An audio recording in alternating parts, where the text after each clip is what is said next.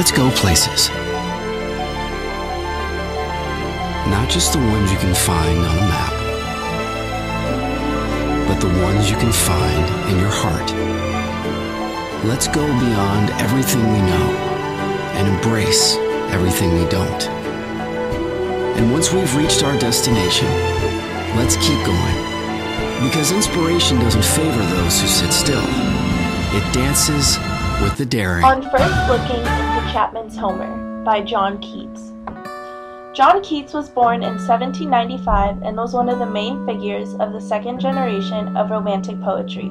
After spending a night reading passages of George Chapman's translation of Homer with his friends, Charles Cowden Clarke, Keats was so astonished by Chapman's translation of Homer's works that he wrote this poem. Keats only wrote 54 poems, which were not well received until after his death, at the young age of 25, due to tuberculosis. Keats believed beauty to be truth, and his poetry mainly focused on the purpose of doing good, sensibility, and beauty. Keats is a widely known Romantic poet and shows that by creating images of travel, inner discovery, and the human mind, he sustains the metaphor of exploration and describes it as an imaginative voyage that was of importance to his development of reading. Before we read our poem, here are a few vocab words that you should know. Bards, poets who recite verses about heroes. Fealty, loyalty. Domain, land owned by someone. Ken, range of sight or knowledge. Surmise, guess or conjecture. Much have I traveled in the realms of gold, and many goodly states and kingdoms seen.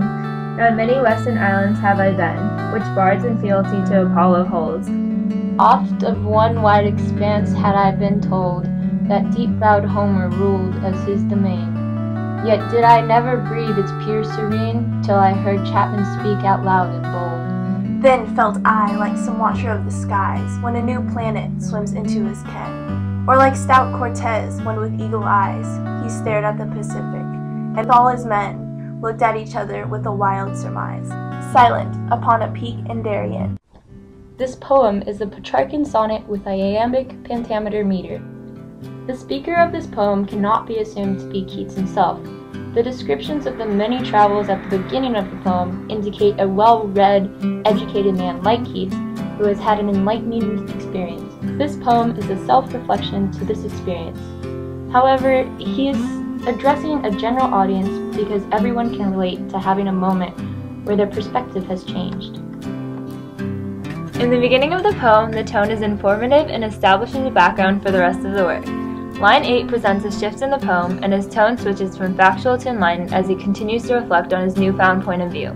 Keats uses the poem itself as a metaphor for discovery by showing that every discovery, whether it be a first worldwide or an inner discovery, is an achievement and poses a significant, profound change in one's perspective of the world around them. We'll analyze the poem line by line. Much have I traveled in the realms of gold, and many goodly states and kingdoms seen. The realms of gold in the first line and goodly states and kingdoms in the second are not actually referring to physical places, but are metaphorical symbols for the places that literature has transported him to. Keats is using these lines as a reference for the world of imagination which has allowed him to gain many worldly riches and knowledge. These first few lines establish an ongoing metaphor of traveling and discovery accomplished through literature. Round many western islands have I been. This line is an allusion to the voyages that the hero Odysseus embarked on. This clever allusion to the work that Keats wrote this poem as a response to is used to show his admiration for the translation that he was so inspired by. This line is also used to further his metaphor for inner discovery through reading literature, which bards in fealty to Apollo hold. Keats makes a reference to Apollo, the Greek god of poetry and truth, to show how poets and writers like Homer and himself have loyalty towards the Greek god while writing their works. The bards, professional poets who wrote about heroes, are loyal to Apollo for inspiring their works.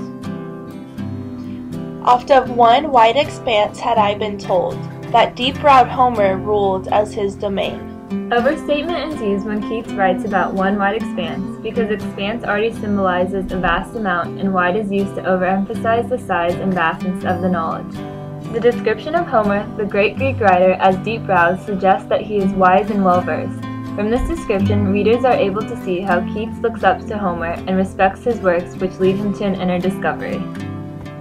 Yet did I never breathe its pure serene, till I heard Chapman speak out loud and bold. At line 8, there is a shift in the poem as he realizes that even though he is well-traveled and intellectual, these things have little meaning compared to the feeling he had when he initially read Chapman's Homer. The speaker has a pivotal moment of enlightenment that allows him to gain a great amount of knowledge from this one occasion.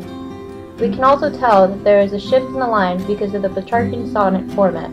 This ends the octet at the beginning of the poem, and the sestet will start to talk about how he feels, as if there's something bigger propelling him than the experiences he has in the past. Then felt I like some watcher of the skies when a new planet swims into his ken. He uses the planet that swims into the watcher of the skies ken as a symbol. The word ken has a double meaning. It literally refers to an astronomer discovering a new planet in the lens of a telescope, but symbolically it represents an expansion of one's range of understanding. The watcher of the sky is an astronomer, and in this sentence he is referencing the newly discovered planet of Uranus. Even though Uranus wasn't the first planet discovered, it was the first documented planet of the modern times, thus supporting the idea that any discovery is praiseworthy. Or like stout Cortez when with eagle eyes.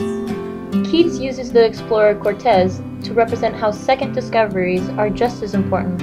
He mentions that Cortez discovered the Pacific Ocean, but in fact, Balboa was actually the first explorer to have discovered this region. Being an educated man, it is very unlikely that Keats made this on accident, but rather it's probable he used Cortez to demonstrate his point that all discoveries are important. He stared at the Pacific, and all his men looked at each other with a wild surmise. Keats closes his poem with a final reflection on his journey through discovery by relating it to how Cortez and his men felt when they discovered the Pacific. Keats is able to connect his personal reflection with Cortez's experiences without explicitly telling his own story, but rather using Cortez as a symbol of discovery. Silent upon a peak in Darien. The silence at the end shows how the men are contemplating about the travels they have encountered. They are now in deep thought, thinking about how they accomplished something that means great importance to them, just as the narrator felt about reading Chapman's translation of Homer. Traveling the